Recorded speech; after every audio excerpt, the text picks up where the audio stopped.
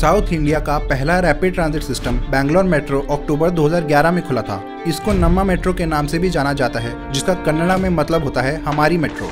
आज ये देश में थर्ड लॉन्गेस्ट मेट्रो नेटवर्क है, 56.1 किलोमीटर लंबा, दिल्ली और हैदराबाद मेट्रो के बाद। बैंगलोर की पॉपुलेशन पिछले 20 सालों में दुगनी हो गई है, जिससे ट्रैफिक कंजेशन काफी बड़ा है और एवरेज ट्रैवल टाइम्स 2 गुने हो गए हैं पहले से। इसका सॉल्यूशन है बेटर पब्लिक ट्रांसपोर्ट, जो कि बैंगलोर ने बहुत पहले ही समझ लिया था, मगर इसको इम्प्लीमेंट करने में काफी डिलेज आए।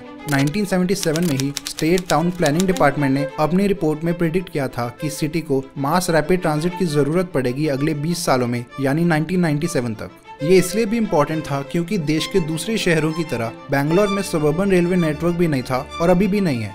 ये इकलौती ऐसी मेजर सिटी है जहां एक्सटेंसिव कम्यूटर रेलवे नेटवर्क नहीं है, मगर ये जल्द ही चेंज होने वाला है क्योंकि अब एक नया कम्यूटर रेल नेटवर्क बनाने का प्लान है सिटी में। 2020 में इसकी 2 नई लाइंस को अप्रूवल दे दिया गया। इसके बारे में भी बात करेंगे आगे इस वीडियो में।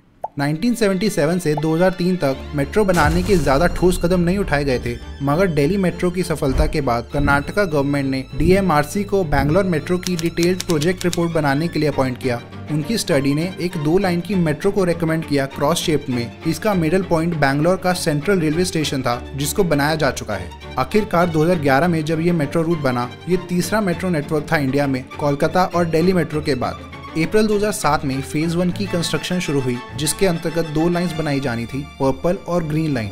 4 साल बाद अक्टूबर 2011 में मेट्रो का पहला सेक्शन खुला पर्पल लाइन का, बैयप्पनहल्ली से MG रोड तक। ये 6.7 किलोमीटर लंबा सेक्शन है, 6 स्टेशन के साथ। फिर इसके 2.5 साल बाद मार्च 2014 में ग्रीन लाइन का पार्ट खुला पीनिया इंडस्ट्रीज से सांपिगे रोड तक। इसकी लेंथ थी 9.9 किलोमीटर, जिसमें 10 स्टेशन थे।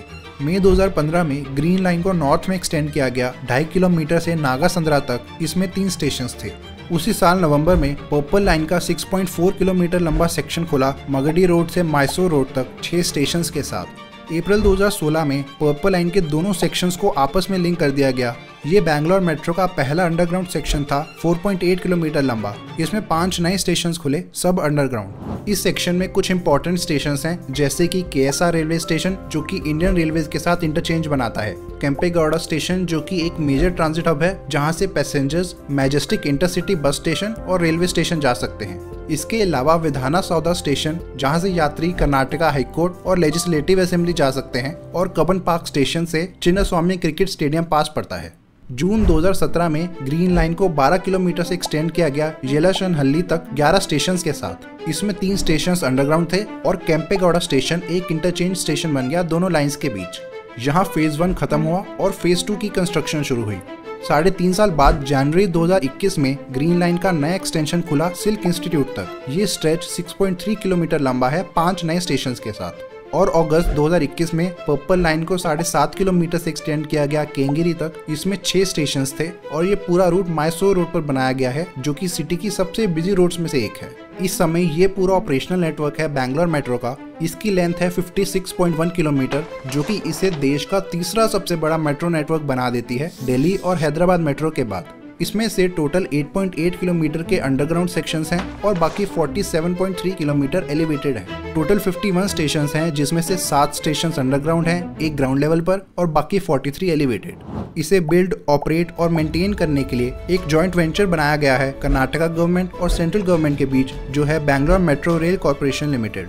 इस प्रेजेंट नेटवर्क को बनाने में लगभग 17,000 करोड़ रुपए लगे हैं। एवरेज डेली राइडरशिप है 4.77 लाख की, जिससे लगभग 380 करोड़ रुपए का रेवेन्यू मिला है BMRCL को 2019-20 में।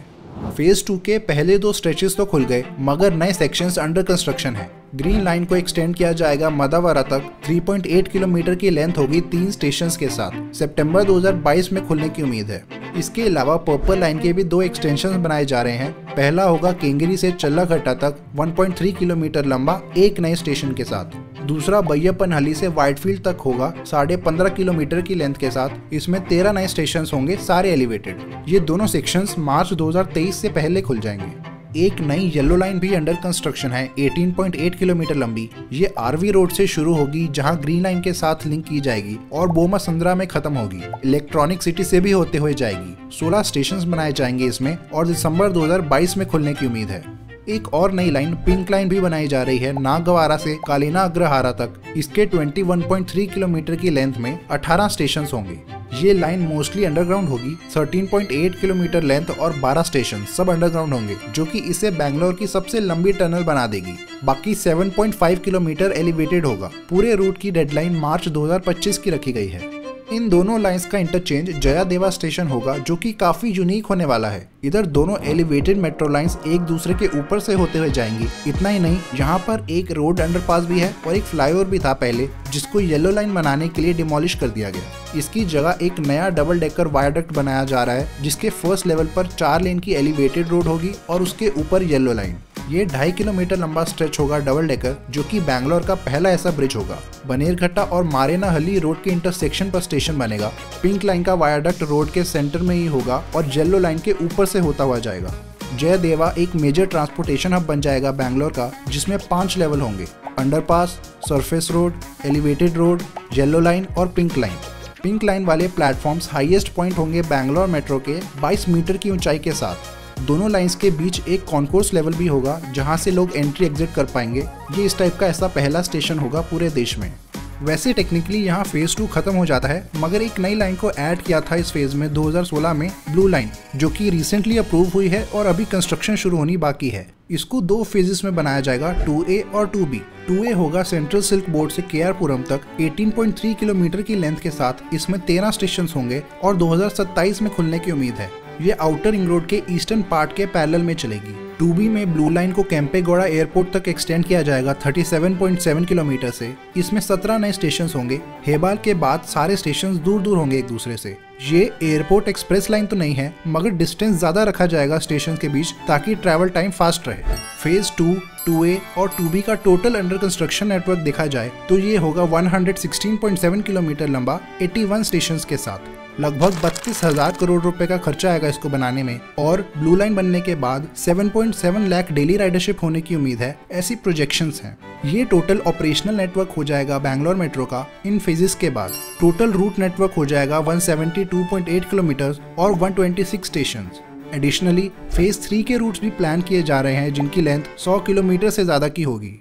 बैंगलोर में मेट्रो के अलावा एक और प्रोजेक्ट अप्रूव हुआ है, जो है कम्यूटर रेल प्रोजेक्ट। इसकी लाइंस ज्यादातर इंडियन रेलवेज के मौजूदा रूट्स के साथ में बनेगी और कंस्ट्रक्शन शुरू हो जाएगी जल्द ही।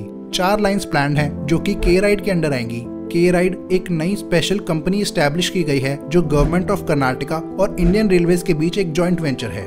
पहली लाइन होगी KSR रेलवे स्टेशन से देवनाहल्ली तक 41.4 किलोमीटर के साथ। इसमें 15 स्टेशन होंगे। बीच में मेट्रो स्टेशन से भी लिंक की जाएगी। दूसरी लाइन होगी बैयप्पनहल्ली से चिकाबानवरा तक। इसकी लेंथ होगी 25 किलोमीटर और 14 स्टेशन होंगे। तीसरी लाइन केंगरी से व्हाइटफील्ड तक जाएगी 35.5 किलोमीटर और 14 स्टेशन के साथ। और आखिरी चौथी लाइन हीलागिले से राजानुकुंटे तक होगी 46.2 किलोमीटर के साथ। ये इन चारों में से लॉन्गेस्ट लाइन होगी। 19 स्टेशन भी होंगे इसमें।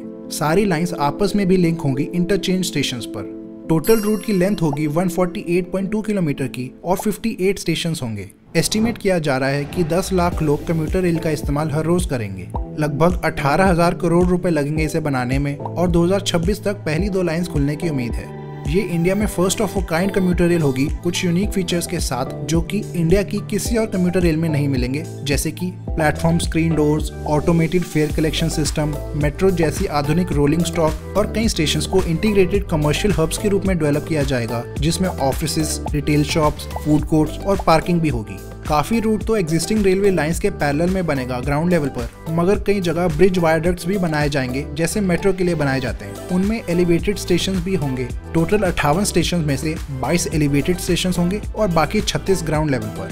मेट्रो के साथ कम्यूटर रेल से बैंगलोर की रेल ट्रांसपोर्ट में काफी इंप्रूवमेंट होगी अगले 10 सालों में, जिससे ट्रैफिक में भारी कमी आएगी। सारी लाइंस का नाम लोकल फ्लावर्स के ऊपर रखा जाएगा। लाइन 1 संपिगे, लाइन 2 मल्लिगे, लाइन 3 पारिजाता और लाइन 4 कन्नका।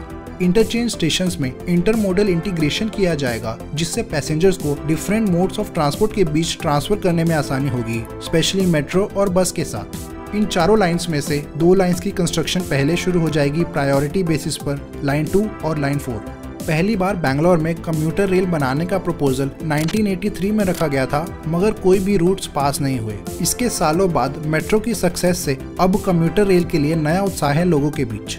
इसके अलावा रिसेंटली कर्नाटका गवर्नमेंट के department of urban land transport DULT ने एक कॉम्प्रिहेंसिव मोबिलिटी प्लान पब्लिश किया है बैंगलोर मेट्रोपॉलिटन एरिया के लिए, जिसमें पब्लिक ट्रांसपोर्ट और लैंड डेवलपमेंट के लिए रोड मैप बनाया गया है। मेट्रो एक्सपेंशन और कम्यूटर रेल बनाने के अतिरिक्त इसमें कुछ और पॉइंट्स भी हैं, जैसे कि public bicycle sharing, intermodal mobility cards, गाड़ियों के लिए कंजेशन फ्री, बस रैपिड ट्रांजिट रूट्स और metro light projects. Transit oriented development को भी महत्व दिया गया है इस रिपोर्ट में। मेट्रो और रेलवे स्टेशंस के पास हाई डेंसिटी कमर्शियल और रेजिडेंशियल जोन्स डेवलप किए जाएंगे। साथ ही कम्यूटर रेल के स्टेशंस को मल्टी स्टोरी कमर्शियल हब्स के रूप में बनाया जाएगा, ऑफिसेज, शॉपिंग सेंटर्स और रेस्टोरेंट्स के साथ। इससे ट्रैफिक में तो इम्प्रूवमेंट होगी ही, साथ में पब्लिक ट्रांसपोर्ट का भी ज़्यादा इस्तेमाल किया जाएगा। ऐसी और वीडियोस देखने के लिए सब्सक्राइब करें। धन्यवाद।